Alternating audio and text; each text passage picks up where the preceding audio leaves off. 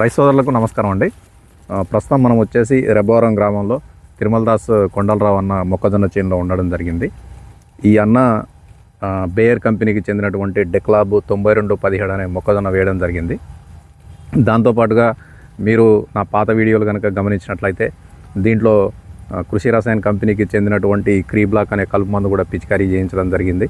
దగ్గరుండి చేయించడం కూడా జరిగింది. ఆ వీడియో కూడా మీకు పాత వీడియోలు చూసినప్పుడు అవి కనబడతాయండి.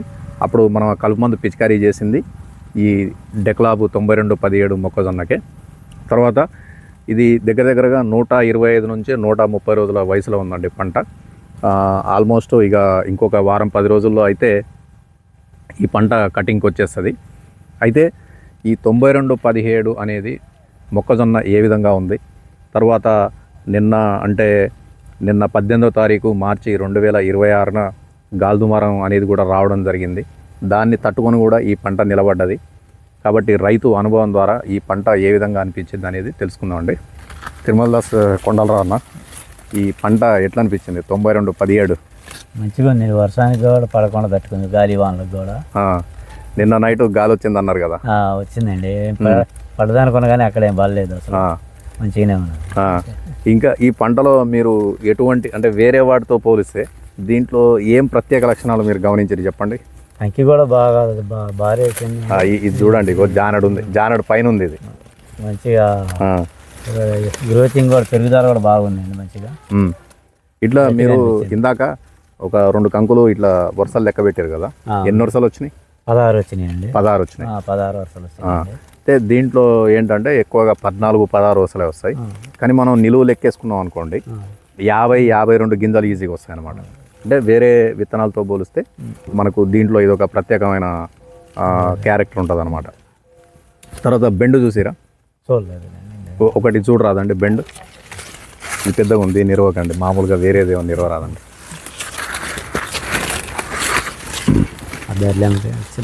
ఏం కాదు.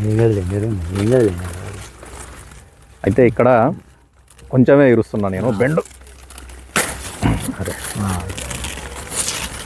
గింజలు తీయండి. ఇక్కడ మీరు రైతులు గమనించాల్సిన విషయం ఏంటంటే ఈ బెండ్ అనేది చాలా సన్నగా వస్తుందండి.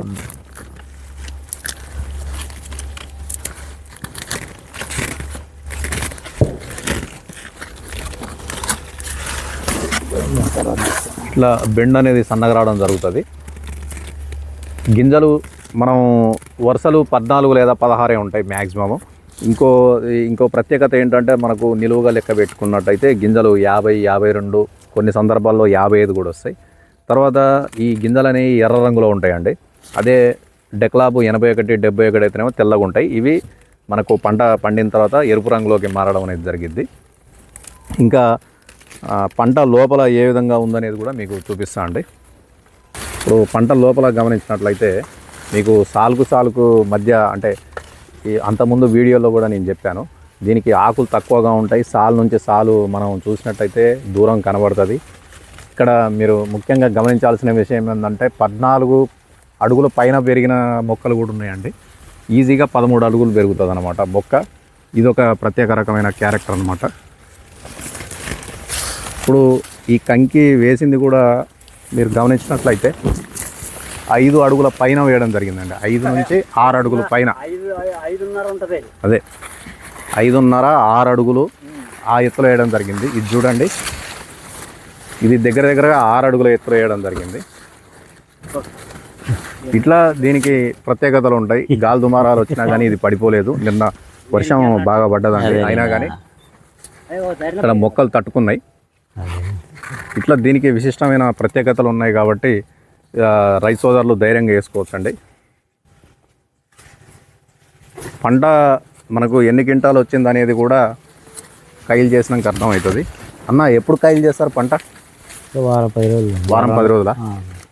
మీరు అంటే మామూలుగా ఎంత ఎక్స్పెక్ట్ చేస్తారు? ఒక 40 ఈజీగా వస్తుందా?